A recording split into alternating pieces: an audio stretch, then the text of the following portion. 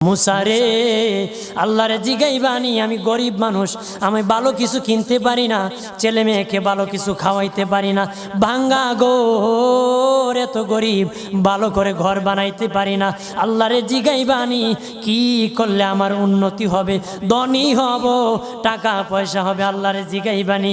আল্লাহ মুসা নবী কই ঠিক আছে, আল্লাহরে জিগাইব তুমি কেমনে ধনী হইবা। আল্লাহ নবী মুসা নবী তিন রাস্তার মোড়ে যা দেখে একটা লোক বসে আছে, তার দুই হাত নাই, দুই পা নাই, দুই হাত নাই, দুই পা নাই।